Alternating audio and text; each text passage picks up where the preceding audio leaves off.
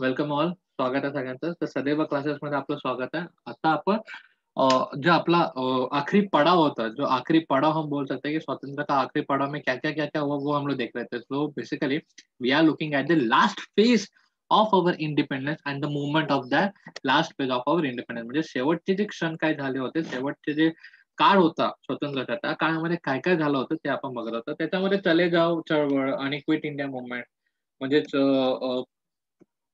भारत छोडो आंदोलन अशा प्रकारचे बरेचसे आंदोलन झाले होते. पण त्यांच्यातलं एक प्रमुख आंदोलन जो आपण मागील सेक्शनमध्ये बघितला that was the Azad Hind Sena. म्हणजे कोणती होती? Indian National Army, INA, Indian National Army. ही एक आर्मी होती जी सर्वात इम्पॉर्टंट तिचं काम होतं आणि ते सुद्धा एक इम्पॉर्टंट होते कारण त्याचं मी महत्व पहिले सांगितलं होतं. व काय त्याचं महत्व होतं? Indian National Army is the first National Army of India that deputed the ladies, that deputed the female soldiers also. म्हणजेच काय?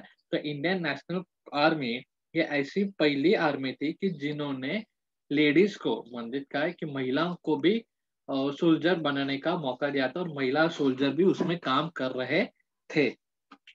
म्हणजे मी काय म्हटलं की आझाद हिंद सेना ही अशी सेना होती ज्याच्यामध्ये महिला सुद्धा आपलं जे म्हणजे महिला सुद्धा काम करत होते. म्हणजे ते सुद्धा एक सैनिक म्हणून काम करत होते. राइट. तर त्या सैनिकांना बेसिकली हुआ क्या, काल आपण बघितलं, काल आपण मॅप वगैरे व्यवस्थित बघितला ना, त्याच्यामध्ये जपानने कोणता एरिया कसा कॉन्कॉन केला ते आपण बघूया. बट सेंटेन्स फॉर्मेशन आपण कसं करूया? तर सेंटेन्स फॉर्मेशन करताना आपण बोलू शकतो की हिअर इज द सेंटेन्स की the thousands of Indian soldiers ship. First all आपण इथं बघूया की in early 1945 or in the 1942, sorry, not 45, 1942. In the early part of 1942, Japan conquered the territories in Southeast Asia, which were controlled by the Britishers. म्हणजेच काय याचा अर्थ काय की 1942 मध्ये जपानने दक्षिण पूर्व आशियातला हा असा काही भाग जिंकून घेतला होता ज्याच्यावर ते ब्रिटिश लोक होते आणि त्यांच्यामुळे the thousands of Indian soldiers and the officers in the British army there failed hands of the Japan. म्हणजे जेवढे लोक जेवढे लोक म्हणजे हजारो लोक जे ब्रिटिश इंडियन आर्मीमध्ये काम करत होते, परंतु ते होते कोण? इंडियन. बघा मी पुन्हा बोलतो, त्यांच्या हातीमध्ये एवढे भारतीय लोक लागले जे ब्रिटिश आर्मीसाठी काम करत होते. परंतु Rashbehari Bose with the help of captain Manmohan Singh, captain Mohan Singh, Manmohan नाही, मोहन सिंग, कॅप्टन मनमोहन सिंग यांच्या मदतीने त्या इंडियन प्रिझनर्स ऑफ वॉर म्हणजे ते आपण त्यांना युद्धाचे मुवमेंट आपण त्यांना एक वर्ड बघूया. युद्धबंद झालेल्या भारतीय सैनिकांची एक पलटण कॅप्टन मोहन सिंग यांच्या मदतीने रासबिहारी बोस यांनी आझाद हिंद सेना बनवली. मतलब क्या यहाँ पे देख सकते हैं कि रासबिहारी बोस इन्होंने कि जो प्रिजनर्स ऑफ वॉर थे, मतलब प्रिजनर वॉर मतलब वो वॉर के दौरान, मतलब लड़ाई के दौरान जिनको पकड़ा गया था उनको मतलब जो जितने भी इंडियन लोग थे उनको पकड़ के उन्होंने क्या किया, उन्होंने बेसिकली उन्होंने उन्होंने बेसिकली उनको मिला के इंडियन नॅशनल आर्मी म्हणजे काय आझाद हिंद सेना स्थापित केली होती. अभी आझाद हिंद सेनाने काय काम केलं होतं? तर आझाद हिंद सेनाचं नेतृत्व करणारे भले स्थापन करणारे even though the establishment of Azad Hind Sena और establishment of Indian National Army was done by Rashbehari Bose with the help of Mohan Singh, captain Mohan Singh. भलेही आझाद हिंद सेनाची स्थापना ही रासबिहारी बोस आणि कॅप्टन मोहन सिंग यांच्या मदतीने झाली होती, परंतु त्यांचं नेतृत्व करण्याचं काम कोणी केलं होतं? Subhashchandra Bose. This army were led by the Subhashchandra Bose. तर सुभाषचंद्र बोसने एक फेमस स्लोगन त्यांना दिला होता. तर Subhashchandra Bose gave the best slogan to this guys, to this army people to army people, not only army people, basically they gave these slogans to the every Indian. म्हणजे प्रत्येक भारतीयांना त्यांनी हा एक स्लोगन दिला होता, म्हणजे एक वाक्य दिलं होतं. तो वाक्य म्हणजे कोणतं होतं? तुम मुझे खून दो मैं तुम्हें आजादी दूंगा. You give me blood I will give you independence. म्हणजे तुम्ही मला रक्त द्या, मी तुम्हाला स्वातंत्र्य देईन. तुम मुझे खून दो मैं तुम्हें आजादी दूंगा, असे त्यांनी आवाहन केले. आणि हे आवाहन फक्त ते त्यांच्या सैनिकापुरतं होतं का? नाही. तर ते आव्हान पूर्ण भारतीय लोकांसाठी होतं. आणि ही जी आर्मी होती, ही आर्मी एवढी स्पेशल का आहे? ही आर्मी, ही इंडियन नॅशनल आर्मी, INA ज्याला आपण म्हणतो, किंवा आझाद हिंद सेना, ही एवढी स्पेशल काय? कारण ही एक पहिली सेना आहे की ज्याच्यात महिला बटालियन सुद्धा काम करत होते. ज्यांचं नाव होतं राणी लक्ष्मीबाई बटालियन, और Rani Lakshmi, queen of Jhansi regiment, म्हणजे राणी लक्ष्मीबाई बटालियन सुद्धा तिथे होतं. ठीक आहे. महिला पथक. ठीक आहे. आता पुढे ह्यांचा पराक्रम काय? तर ह्यांचा पराक्रम होता, की ह्यांनी अंदमान आणि निकोबार, भारत म्हणजे जपानने जो कॉन्क्वेस्ट केला होता, अंदमान निकोबार, तो आता आझाद हिंद सेनाच्या हस्ती आला होता. आणि नंतर तिथं त्यांनी रिनेम केलं होतं शहीद अँड स्वराज्य. हे जे 2 तिथले बेट आहेत, त्या बेटांचं नाव तसं दिलं होतं. We will see that thing. So this is so ये है अपना अंदमान और निकोबार. हा आहे आपला अंदमान निकोबार. हा अंदमान निकोबार कोणाच्या हस्ते गेला होता? जो जपान लोकांनी जिंकून घेतला होता, तो अंदमान निकोबार आता कोणाच्या हस्ती गेला होता? तर आझाद हिंद सेनेच्या हस्ते गेला होता. आणि तिथल्या 2 बेटांना त्यांनी एक स्वराज आणि शहीद हे नाव दिलं होतं. So basically this island which is the part of India, that is Andaman and Nicobar, were handed to the Azad Hind Sena by the Japanese. Okay. And the some of this island, means the first two or something, the island are renamed as Swaraj and Shahid. ठीक है.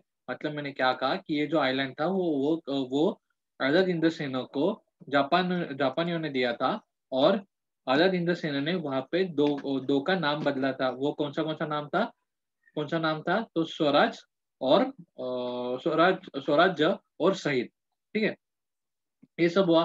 फिर बाद में वह इम्फाल तक आए थे. इम्फाल तक मतलब कहा? ये देखो मणिपुर यहाँ पे हम दिखा रहे हैं, तो यहाँ पे इम्फाल तक वो आए थे. और उन्होंने यहाँ तक आते आते, मिझोरम तक आते आते, उन्होंने अच्छा खासी म्हणजे चांगल्या प्रकारची त्यांनी लढाई दिली होती. म्हणजे ते हळूहळू ज्याप्रमाणे आपण लास्ट सेशन मध्ये बघितलं होतं, की हळूहळू ते इथपर्यंत पोहोचले होते, राईट. आपण बोललो होतो, राईट. त्याचप्रमाणे हे लोक इम्फाल पर्यंत पोहोचले होते आणि तिथे ते चांगली लढाई सुद्धा देत होते. परंतु झालं कसं, की सेकंड वर्ल्ड वॉर मध्ये आपण बोललो होतो, की जापान हळू लढाई हरायला लागला होता. स्टार्टिंगला जपान हा जिंकत होता, परंतु नंतर हळू जपान हा हरायला आला होता. आणि जपानचा सपोर्ट, म्हणजे आपल्याला सपोर्ट करणारा किंवा इंडियन नॅशनल आर्मी म्हणजे काय, आझाद हिंद सेनाला सपोर्ट करणारा कोण होता? Japan.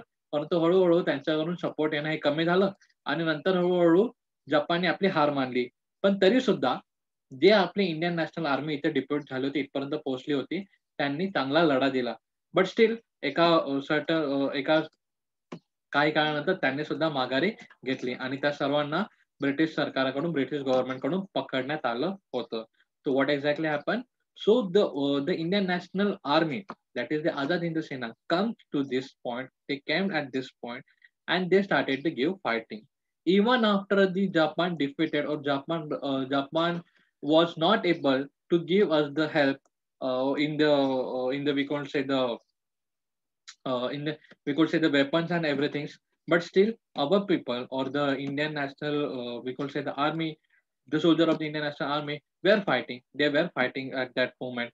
But still at some point, at some extent, they also lose that fighting, and they were caught by the British government, or the people of the British government. मतलब मैंने क्या क्या कि यहाँ तक तो वो आए थे. ये वाला पॉइंट मैं बार बार इधर क्यों कर रहा हूँ? क्योंकि ये पॉइंट बहुत इंपॉर्टेंट है. यहाँ तक वे आए थे, लेकिन यहाँ तक आने के बाद यहाँ तक आने के बाद उनको जापान से जो हेल्प मिल रही थी, वो हेल्प धीरे धीरे कम हुई थी. सिर्फ इतना ही नहीं, उसके बाद जापान ने हार भी माना था. जैसा मैंने पहले कहा कि जापान स्टार्टिंग में तो जीत रहा था, सब कुछ वो जीत रहा था, मतलब जो भी लड़ाई, जो भी वॉर वो कर रहा था, वो जीत रहा था. लेकिन बाद में धीरे धीरे वो उसका डिफीट होना चालू हो गया, मतलब उसका हारना चालू हो गया. तो उसी के साथ साथ तो वो जो हेल्प हमें कर रहा था, वो भी कम हो गई. और हेल्प कम होने के बाद, हेल्प कम हो गई, लेकिन फिर भी हम लोग जो इंडियंस थे, वो वहाँ पे फाइट कर रहे थे. But at the certain moment, एक मोमेंट के बाद वे लोग भी हार गए. और वो उनको किसने पकड़ा था? तो ब्रिटिश गवर्नमेंट ने उनको पकड़ा था. ये बात हो गई. आगे फिर क्या हुआ? आगे उनको पकड़ के फिर उनके ऊपर ट्रायल चालू हो गए. मतलब उनके ऊपर, म्हणजे जे कोर्ट कचेरी आपण जे बोलतो, कोर्ट कचेरी उनके ऊपर चालू हो गया था. ट्रायल्स उनके ऊपर चालू हो गया था. लेकिन और उनको सबको क्या बोला गया था? उनको सबको बोलते ना एक आजीवन हम लोग बोल सकते हैं कारावास. आजीवन कारावासाची शिक्षा त्यांना शिक्षा त्यांनावर देण्यात आली. म्हणजेच काय, कि आजीवन कारावास मतलब लाइफ टाइम इम्प्रिजमेंट, मतलब वो पूरी जिंदगी अभी जेल में रहेंगे। इसके 2-3 कारण है, ऐसा क्यों हुआ? पहले तो ये जो पहले जो हम लोग बोल सकते हैं जापान वाला सीन, जापान से हेल्प आना कम हो गया वो वाला। और दूसरी बात ये हो गई कि सुभाष चंद्र बोस इनकी एक फ्लाइट मतलब एरोप्लेन का फ्लाइट एक्सीडेंट में उनकी डेथ हो गई। फ्लाइट एक्सीडेंट में उनकी डेथ हो गई। तो ये मैं थोड़ा एरोप्लेन ड्रॉ करने का मैं ट्राई कर रहा हूँ। तो जो फ्लाइट एक्सीडेंट में बेसिकली उनकी डेथ हो गई, ठीक आहे. फ्लाइट ॲक्सिडेंटमध्ये उनकी डेथ म्हणजे काय आपण बोललो होतो, की सुभाषचंद्र बोस यांचे एका विमान अपघातामध्ये डेथ झाली होती. त्याचमुळे बघा आपला लीडरच जर मेला, तर ऑब्व्हियसली कोणते ना कोणते सैनिक आहे, कोणता ना कोणता सैनिक हे काय होईल, थोडा हारून जातील आणि थोडे थकतील आणि मागे येतीलच. तर त्यात फायदा घेऊन ब्रिटिशांनी मग काय केलं, आपले जेवढे काही अ, जेवढे काही सैनिक आहेत, म्हणजे पहिले सैनिकांना पकडण्यात आलं. नंतर आपण बोलू शकतो, की त्यांना म्हणजे सुभाषचंद्र बोस यांच्या डेथ झालं. ये 2 चीज़ें होने के बाद पहले क्या हुआ उनको पकड़ा गया, बाद में सुभाष चंद्र बोस इनकी डेथ हो गई। ये सब होने के बाद इनको क्या बोला जाता और क्या बोल सकते हो लाइफ इम्प्रिजमेंट म्हणजेच आजीवन कारावास म्हणजे तो वो जब तक मरेंगे नहीं तब तक उनको वो जेल में रहेंगे। ये वाला उनका शिक्षा, ये वाला पनिशमेंट उनको दिया गया था। बट हुआ क्या? बट कुछ लोग मतलब कौन? कि अपने पंडित जवाहरलाल नेहरू अब और भोलाभाई देसाई, तेज बहादुर सप्रे, ये एक एक्सपर्ट लॉयर थे। ये लॉयर थे, एक्सपर्ट लॉयर मतलब ये सब बैरिस्टर थे और एक्सपर्ट लॉयर भी थे। तो उन्होंने क्या किया? उनको डिफेंड किया। उन्होंने क्या किया? Defend KIA. पहली बात होई कैसे? देखो मैं फिर से बताता हूँ. पहिल्यांदा झालं काय?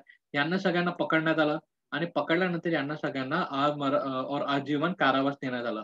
परंतु ह्याच्यावरती लोकांमध्ये असंतोष जास्तीत जास्त वाढत होता. मतलब ब्रिटिश सरकाराविरुद्ध भारतीय लोकांच्या मनामध्ये राग येत होता. ऑब्वियसली हमारी आर्मी आप उनको कैद करके आप उनको कैसे जेल में बंद कर सकते हो? बरोबर है. देखो अभी हमारे इसमें आर्मी अगर जा रहे हैं, अगर हमारा आता आजच्या दिवसाला if we take the example of today, if our any person of our army or any soldier is killed to anyone or enemy, is that person is eligible to get the punishment from the we could say the judiciary?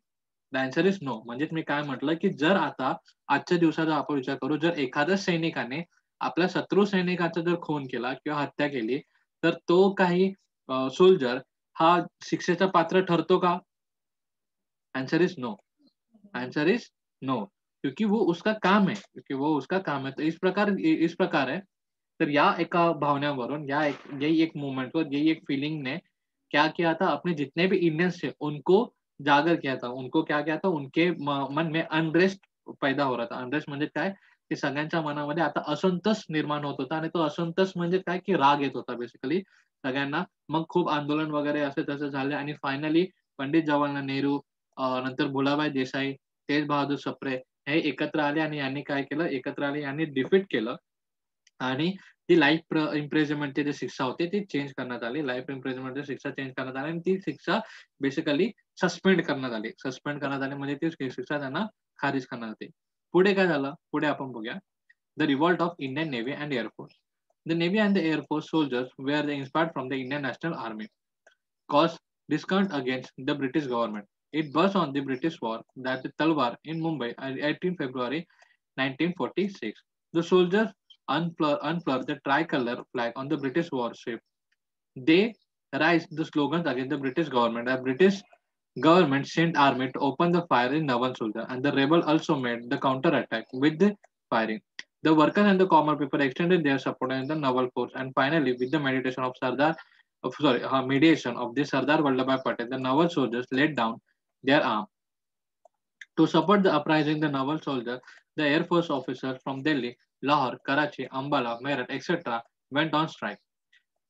These revolts were clear indication that the sentiments of discount in against the ruler of reached the climax. In this way, the period between the 1942 and 1946 saw the foundation of saw the foundation of British power in India.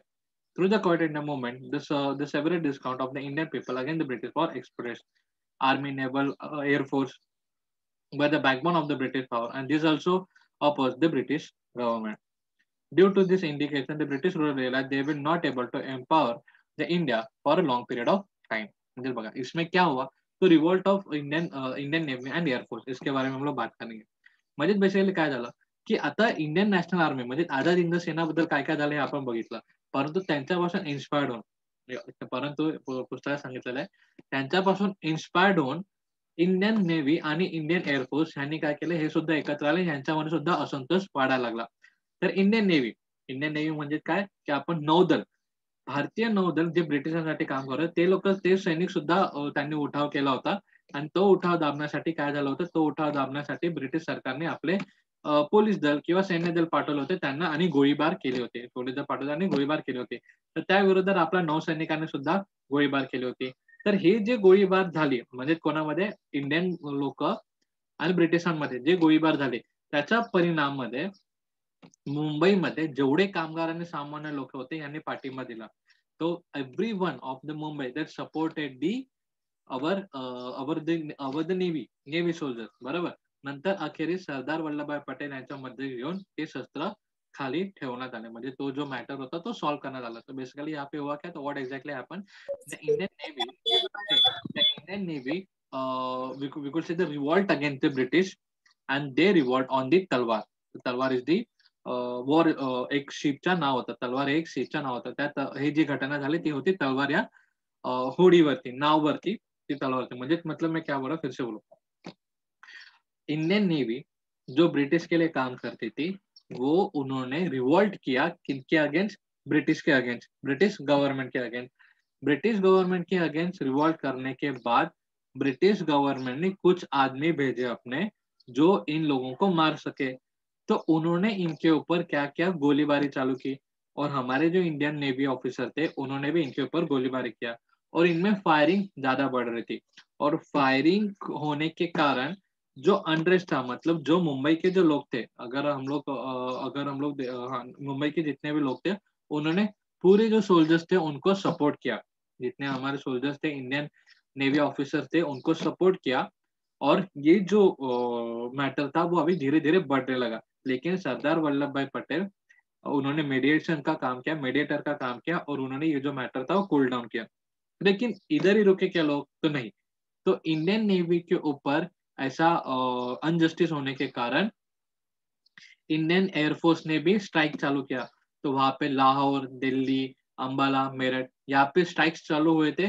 और ये बता रहा था कि अभी धीरे धीरे धीरे सभी लोग, मतलब भले वो पहले हम लोग देख सकते तो अनरेस्ट किन में था, तो कॉमन पीपल, फार्मर, इनके इनके मन में ब्रिटिश के अगेंस्ट था, लेकिन ब्रिटिश के अगेंस्ट अनरेस्ट था. लेकिन अभी धीरे धीरे धीरे धीरे navy, police, air force, army, in सबके मन में ब्रिटिश गवर्नमेंट के अगेंस्ट क्या आ रहे थे, ब्रिटिश गवर्नमेंट के अगेंस्ट अनरेस्ट बन रहा था, डिस्काउंट बन रहा था, बढ़ रहा था. तो इसके वजह, डिस्काउंट बोल रहा मैं, डिस्काउंट यानी अनरेस्ट बढ़ रहा था. म्हणजे त्यांच्या अगेन्स्ट जो राग होता तो आता वाढत होता. आणि याच्याचमुळे आता ब्रिटिश गव्हर्नमेंटला कळालं होतं की हळूहळू आपली जी सत्ता आहे ती हलवली जात आहे, आणि आपल्याला इथं जास्त वेळ टिकणं आता जमणार नाही. आता मी पुन्हा एकदा मराठीमध्ये सांगतो आपलं काय एक्झॅक्टली झालं. तर आझाद हिंद सेनेबद्दल काय काय झालं ते आता आपल्याला कळालं. परंतु त्याच्याच एक इन्स्पिरेशन घेऊन किंवा त्यांनाच बघून आपले जे भारतीय नौदल होतं त्यांनी सुद्धा आपला उठाव उडवला. आणि तो उठाव दाबण्यासाठी ब्रिटिश सरकारने काय केलं, त्या उठाव दाबण्यासाठी ब्रिटिश सरकारने गोळीबाराचा इस्तेमाल केला. परंतु त्या गोळीबारला उत्तर सुद्धा त्या गोळीबारला उत्तर सुद्धा आपल्या भारतीय नौदलाने दिलं. परंतु आपल्या सैनिकांवर गोळीबार करत आहेत याच कारणामुळे जेवढे पण मुंबईमध्ये मिल कामगार आणि जेवढे पण मुंबईमधले सामान्य लोक होते, ह्या सगळ्यांनी सपोर्ट केला. आणि पुन्हा एकदा अनरेस्ट वगैरे वाढू लागला. अनरेस्ट मतलब जब भी मैं अनरेस्ट हा वर्ड वापरतोय म्हणजे काय की दंगल वगैरे, दंगल पण बोलतो, चळवळी वगैरे, मोर्चे वगैरे, ब्रिटिशांच्या अगेन्स्ट मोर्चे वगैरे वाढायला लागले. ये तो सब हुआ नेवी के बाद. लेकिन धीरे धीरे ये जो म्हणजे इथे झालं नौसेनापर्यंत, परंतु नंतर हळूहळू एअरफोर्स म्हणजे जो हवाई दल होता विमान दलमध्ये सुद्धा अनरेस्ट वाढला. विमान दलाने सुद्धा पाठिंबा दिला नौसेनाच्या उठावाला आणि मग त्यांनी दिल्ली, लाहोर, कराची, अंबाला, मेरठ या ठिकाणी बेसिकली त्यांनी सुद्धा काय केलं, संप पुकारला. संप पुकारला म्हणजे काय, आम्ही तुमच्यासाठी काम करणार नाही, अशा प्रकारचा त्यांनी ऍटिट्यूड धारण केला. आता हे सगळं बघून हळूहळू ब्रिटिश गव्हर्नमेंटला कळालं की आपली सत्ता आता इथे जास्त वेळ टिकू शकत नाही. का? कारण पहिले तर फक्त सामान्य माणसं, फार्मर, स्टुडंट हे लोक आपल्या अगेन्स्ट उभे होते. परंतु आता हळूहळू आपल्याकडे आपले जे पोलीस होते, आपले जे नौदल होते, नंतर आपले विमान दल, आपले जे सैनिक आहेत, हे सुद्धा आता आपल्या अगेन्स्ट उभे राहायला लागले. ठीक आहे. So that is the thing.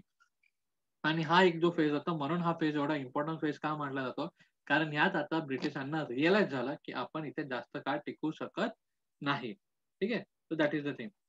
तो इस प्रकार हमारा जो लास्ट फेज ऑफ इंडिपेंडेंस है ये हमने देख रहा. ठीक है. तो yes, I hope you understand this thing. अगर कुछ डाउट वगैरह रहेगा तो योगेश कनाक तुम्हें विचारू सकता. राइट. या